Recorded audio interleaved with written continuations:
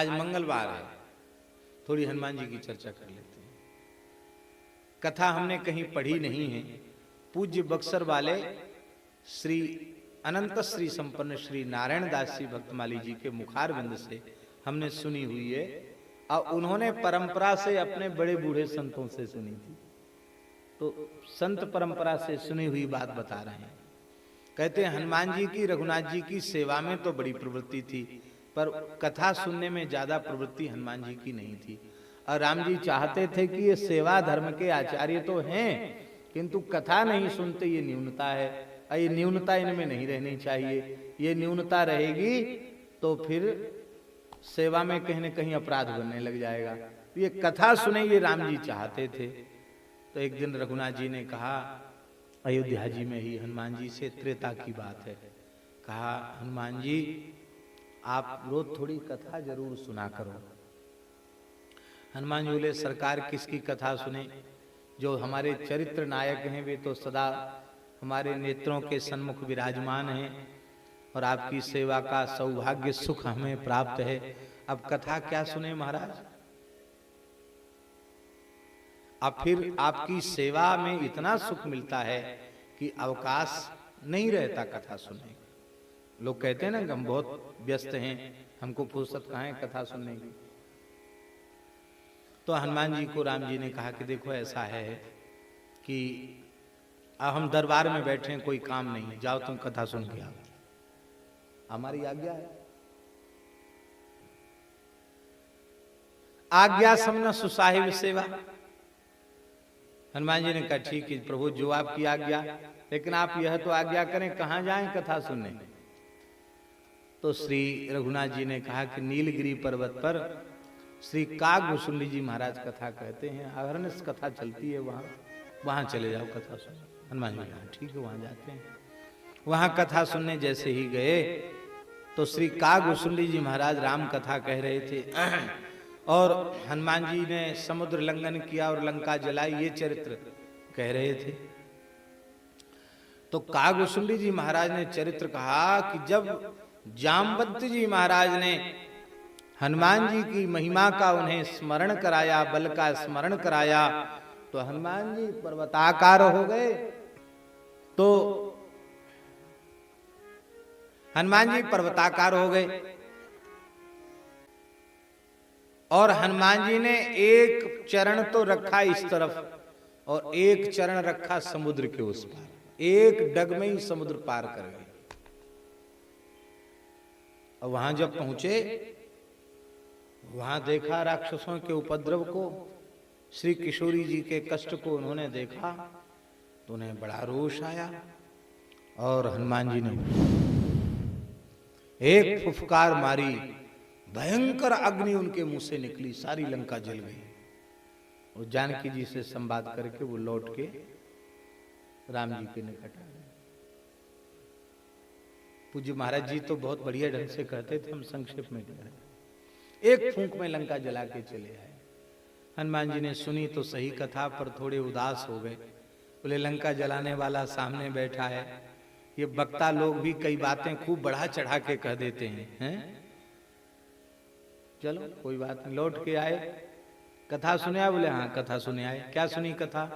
तो महाराज कथा कुछ मत पूछो, ऐसी ऐसी कथा हो रही थी। तो क्या आपको संदेह है कागभूषुंडी जी महाराज जो कह रहे थे वह ठीक नहीं था? महाराज ये संदेह तो कैसे किया जाए, पर हमारी समझ में नहीं है। सुखदेव जी की दृष्टि अतीन्द्रिय दृष्टि है। उन्होंने अपने समाधि में जो देखा वह सही देखा, और जो देखा उसका वर्णन किया। रघुनाथ जी ने लीला का विस्तार किया, अपने करकमल की अंगूठी उतार कर थोड़ा देखने लगे, और देखते देखते अंगूठी हाथ से गिरा दी, और गिराते ही कहा हनुमान जी से उठाकर हमको दो। अब अंगूठी आगे आगे भाग रही, हनुमान जी पीछे पीछे भाग रहे, पूरे भूमंडल पर दौड़ लगाई, अंगूठी को नहीं पकड़ पाए।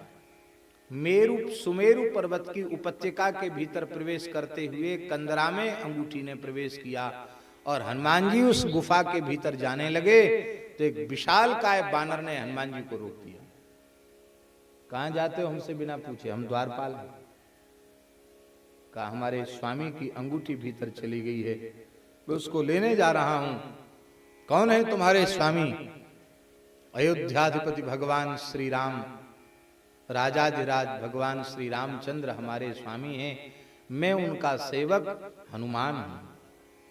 तो वह बानर अत्यंत उपेक्षा पूर्वक हंसने लग गया और बोला, अरे तुम्हें झूठ बोलने में तनिक भी लज्जा का अनुभव नहीं होता? हनुमान के रूप में अपना परिचय दे रहे हो, तुम हनुमान जी नहीं हो सकते हो। हनुमान जी तो भीतर विराजमान है, हनुमान जी भीतर विराजमान है, तुम हनुमान जी नहीं हो सकते। इतने कमजोर हनुमान जी कब से हो गए?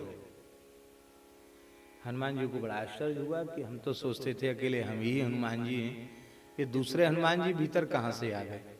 उत्सुकता हनुमान जी की जगी, और जब जगी उत्सुकता तो उन्होंने कहा कि भाई हम भी दर्शन करना चाहते हैं, तो ठीक है हम पूछ के आते हैं।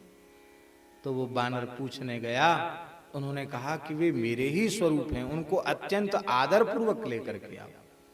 हनुमान जी को आदर पूर्वक लेके आए तो वहां क्या देखा कि गुफा में रत्न सिंहासन पर हनुमान जी विराज रहे हैं, करोड़ों सूर्य के समान प्रकाश है, हाथ में तुलसी की माला लेकर श्री सीताराम श्री सीताराम श्री सीताराम उच्चारण पूर्वक जप रहे हैं और नेत्रों से अविरल प्रेमाश्रु धारा बह रही है। संपूर्ण वातावरण रसमय है, चिन्मय है। हनुमान जी भी रोमांचित हो गए, बोले निश्चित सही हनुमान जी यही है। उठ के खड़े हुए, हनुमान जी ने हनुमान जी को हृदय से लगाया और कहा कि आप अपने मन में संदेह न करें, एक डग में समुद्र पार करने वाला और फूंक में लंका जलाने वाला हनुमान मैं ही हूं। आपने जो नीलगिरी पर्वत पर जाकर कथा सुनी, वो 27 कल्प की रामलीला देखने वाले हैं, तो जिस कल्प में हमने फूंक से लंका जलाई थी उस कल्प की कथा चल रही थी। आप संदेह न करो, आप नित्य प्रति भगवान की कथा सुना करें, बस इसीलिए सरकार ने लीला की है। ये कुंड है, इसमें अंगूठी है, ले जाओ। तो हनुमान जी ने कुंड में झांका तो देखा असंख्यों अंगूठियां उसमें विराजमान हैं, जल के भीतर दिखाई पड़ रही है, असंख्यों, उनकी कोई गणना ही नहीं। हनुमान जी ने कहा हम तो एक अंगूठी लेने आए थे, यहां तो एक जैसी असंख्यों हैं, लाखों करोड़ों, कोई गिनती ही नहीं। तो बोले जब जब हनुमान जी को थोड़ा कथा सुनने का भाव ठाकुर जी जगाना चाहते तब तब यही लीला करते हैं। और इस कुंड की महिमा ऐसी है, इसमें अंगूठी गिरते ही उसके दो रूप हो जाते हैं, एक हनुमान जी वापस ले hजाते हैं और एक प्रतिरूप यहाँ कुंड में स्थित हो जाता है। तो इतनी बार इस गुफा में आपका पदार्पण हो चुका है। हनुमान जी बोले अब तो महाराज जहां कहीं आपकी कथा का मंगलाचरण हुआ, सबसे पहले उपस्थिति हमारी ही होगी। यत्र यत्र रघुनाथ कीर्तनम तत्र तत्र कृतमस्तकांजलिम वाष्पवारि परिपूर्ण लोचनम मारुतिं नमत राक्षसांतकम। और यहां तो श्री रघुनाथ जी से हनुमान जी ने स्पष्ट कह दिया, यावत् तव कथा लोके प्रचरिष्यति पावने तावत् स्थास्यामि देहेऽस्मिस्तवाज्ञामनुपालयन्। जब तक आपकी कथा इस धरती पर प्रवाहित हो रही है, कथा सुधा सरिता, तब तक आपकी आज्ञा का पालन करता हुआ मैं यहीं निवास करूंगा, कहीं नहीं आऊंगा। हनुमान जी आज भी भगवत चरित्र श्रवण करने के लिए विराजमान होते हैं। इसलिए श्री ठाकुर जी कृपा करें, जीवन के अंतिम क्षण तक हम लोगों को सत्संग प्राप्त होता रहे।